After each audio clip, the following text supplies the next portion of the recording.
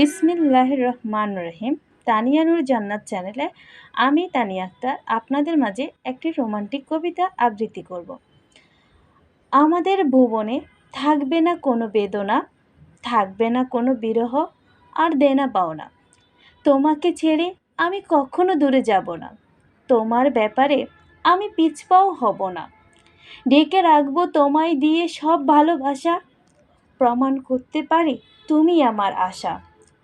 আমার জীবনে তুমি এনে দিলে পরিবর্তন, তোমার জন্য আমার সব, এটাই রেখো স্মরণ। তোমার হৃদয়ের মাঝে আমায় দিও আসন, তুমি আমার ভালোবাসা, তুমি আমার ভুবন।